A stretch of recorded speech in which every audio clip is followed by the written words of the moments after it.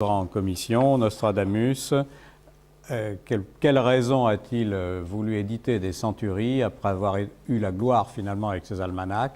Peut-être pour se distinguer donc de ses contemporains Est-ce la réponse? C'est une hypothèse. Bon. Maintenant, il peut y en avoir d'autres. Voilà. Je vous signale qu'il y a un autre phénomène qui est curieux, c'est que jusqu'en 1561, Nostradamus a travaillé tout seul. Voilà. Et en 1561, il engage un secrétaire. Alors, que vous connaissez bien, M. Chevignard, et qui va travailler avec lui de 1561 jusqu'à sa mort, et peut-être là en 1566. Eh bien, nous allons justement faire venir M. Chevignard. J'y vais, là? Oui, d'accord. Bon, merci pour votre introduction. Et effectivement, mon approche de Nostradamus, elle n'est pas directe, puisque l'angle particulier qui m'a amené à m'intéresser à lui est d'ordre généalogique. C'est-à-dire que j'ai accès à lui à travers son disciple, bourguignon, comme moi, et d'une certaine façon, c'est périphérique, et en même temps, je me suis rendu compte que c'était tout à fait central, puisque ce disciple a été le premier grand commentateur de Nostradamus, un parmi d'autres, mais peut-être le plus grand au XVIe, et qu'il a imprimé aux autres commentateurs un certain nombre d'habitudes de lecture qui sont loin d'être toutes bonnes.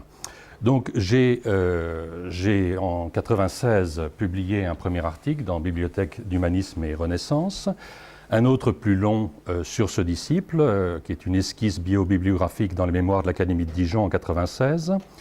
En 1999, j'ai publié donc ce gros livre au seuil, Présage de Nostradamus, qui est la première partie du manuscrit de Lyon que M. Chaumarat a fait entrer à la bibliothèque de Lyon et qui constitue la première moitié des archives de ce secrétaire, Jean-Aimé de Chavigny, qui signait à cette époque-là Jean-Aimé de Chavigny.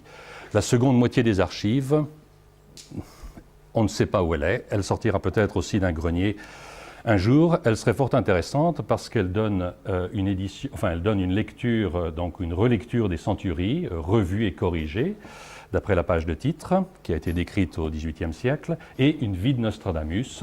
Ça serait donc fort intéressant que ça nous vienne un jour. Donc, je croyais en rester un peu là, et puis je me suis aperçu que, à force d'avoir été peut-être un peu trop gentil avec M. Dupeb et ceux qui l'ont suivi, ils ignoraient totalement mes arguments, donc je viens de publier un autre article, un peu plus offensif, qui démonte pièce à pièce leur argumentation, et qui redonne la mienne bien plus documentée encore qu'auparavant, et qui paraîtra donc d'ici quelques mois dans Bibliothèque d'Humanisme et Renaissance à Genève. Donc je ne vais pas résumer ça, puisque ça va bientôt paraître. Mais on connaît le scénario de Jean Dupeb, donc en 1983, qu'il répète inlassablement sans apporter rien de nouveau depuis, repris par Pierre Brindamour en 1996 et plus récemment par Jean-Paul Barbier en 2001 et quelques autres. C'est un scénario qui est très riche en couleurs, dans lequel il y aurait un imposteur qui volerait la bibliothèque du secrétaire pour l'utiliser à ses fins, etc. C'est très roman de cap et d'épée, enfin plus de cap que d'épée, de masque, etc. Mais en fait, quand on regarde l'argumentation qui est donnée, ce sont des détails tout à fait non significatifs qui sont montés en épingle et un mépris absolu pour les faits. Et ce n'est pas ma méthode.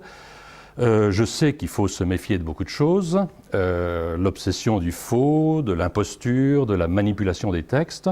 Tout cela, ça part d'une très sage interrogation, et en particulier, je crois, pour Nostradamus, il faut le faire, il faut s'interroger sur les sources, sur les textes, on l'a dit tout à l'heure, et ça, je suis tout à fait d'accord.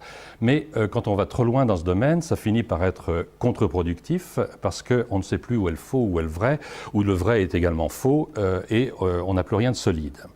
Donc mon approche à moi, elle est plus simple, elle est généalogique au départ, littéraire, j'enseigne la littérature, donc j'ai certaines clés d'analyse, mais disons que c'est une approche inductive.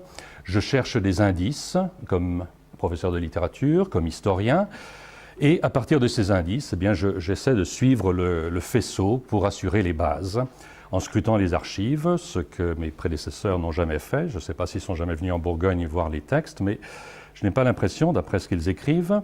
Et donc, je ne reprends pas l'article qui va être prochainement publié, mais enfin, il y a un certain nombre d'indices qui sont très réels. On peut faire, par exemple, une analyse des signatures des différentes personnes, il y en a 3, dont on pense qu'ils sont ou qu'ils peuvent être le secrétaire de Nostradamus. On peut analyser de près leur latinisation, et je m'aperçois là que mes prédécesseurs ont un petit peu trafiqué les choses. Quand on va voir les textes, ce n'est pas ce qu'ils disent. Et on peut suivre donc l'évolution des signatures, faire des liens, c'est à mon avis une bonne chose, et ça donne un certain nombre d'indices intéressants. On peut aussi comparer les écritures. Il y a un certain nombre de manuscrits attribués soit à Chevigny, soit à Chavigny. Et donc j'ai déjà dit ce que j'en pensais, je le redis très clairement dans cet article, et preuve à l'appui, je montre que il n'y a pas des écritures, mais une écriture. La correspondance de Nostradamus, dont parlait M. Prévost, qu'a publié Dupeb, est de la même écriture que les manuscrits plus tardifs publiés par Chavigny. J'étudie aussi les ratures de ces manuscrits, par exemple, et un conservateur de la Bibliothèque nationale, cette année, a bien voulu étudier ces ratures à la lampe de Wood, au rayon ultraviolet, et il y a un certain nombre de choses fort intéressantes qui en ressortent et qui ne feront pas plaisir à M. Dupeb. Donc je note tout ça, je donne, mon article s'intitule « Les pièces du dossier », l'énigme Chevigny-Chavigny, les pièces du dossier. Je donne les pièces et puis eh bien, chacun verra ce qu'il en pense. On peut aussi vérifier, je parlais du plan généalogique, l'arrière-plan familial. Le secrétaire de Nostradamus, il y a 2 lettres de lui dans cette correspondance, donne des détails sur sa famille, beaunoise. Je connais bien les familles de Beaune, et quand il dit que son frère s'appelle Gérard, qu'il est né à telle date, qu'il a un grand-père, qu'il a été nommé pour son grand-père, qui s'appelait également Gérard, c'est très intéressant, parce que Gérard, au XVIe siècle, à Beaune et en Bourgogne, c'est un prénom rare. Ça facilite donc les choses sur le plan généalogique. Il aurait dit Jean, petit-fils de Jean, ou Pierre, petit-fils de Pierre, on aurait été plus embêté parce que toutes les familles en ont. Des Gérards, il y en a très peu. Là aussi, tout va dans le même sens. Chaque indice va dans le même sens. On peut lire les documents qui existent aussi, tout simplement. Monsieur Dupeb, par exemple, soutient que le secrétaire de Nostradamus sort d'une famille aristocratique de Bourgogne, puisqu'il s'appelait de quelque chose. Je vois qu'il ne connaît pas très bien la noblesse, mais enfin, c'est un préjugé commun. Quand on lit ces 2 lettres de près en professeur de littérature, ou même en homme de simple bon sens, on s'aperçoit que ce ne sont pas des lettres d'aristocrates. Le vocabulaire utilisé, les idées, l'état d'esprit, tout cela renvoie à quelqu'un qui n'a rien à voir avec l'aristocratie, etc., etc. Donc, j'ai donc... oui. Est-ce que l'on peut formuler une question sur le mode de recherche? Oui. Votre recherche est celle d'une recherche périphérique autour de Nostradamus. Est-ce que cette recherche peut nous mener directement à Nostradamus et à la véracité de ses textes? Oui, bon, c'était ma conclusion. C'était ma conclusion, je vous en prie. Oui, parce que Chevigny a donc rassemblé des textes. J'en ai publié certains. Il a travaillé, il avait la presque totalité des écrits de Nostradamus. Il les a transcrits. Ce sont des textes souvent qui n'existent plus. Les originaux n'existent plus. Donc, c'est déjà mieux que rien. Alors, on peut se poser... Je pense que, puisqu'on aime parler d'imposture, et que... je crois que l'imposture, elle n'est pas sur le personnage lui-même. Ce n'est pas dans ce sens-là que j'utiliserai le terme. Et même, je ne l'utiliserai pas du tout. Mais je pense que comprendre cet interprète, ce premier grand interprète, est important. Parce que, comme tout le monde, il lit Nostradamus, dont il a les textes, qu'il copie, qu'il publie. Il les lit à travers des filtres, comme nous faisons tous, même quand nous sommes conscients. Je crois que nous utilisons des filtres pour traiter la réalité.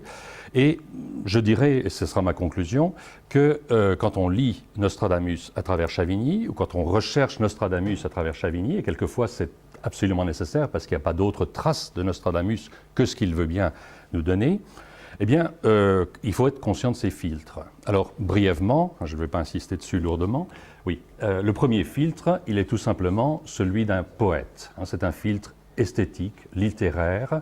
Chavigny était, pour sa part, poète, latin et français. Il a publié pas mal de vers, dont un certain nombre sont fort bons. Quand il lit Nostradamus, il est irrité par le fait que Nostradamus ne respecte pas les règles de la poésie.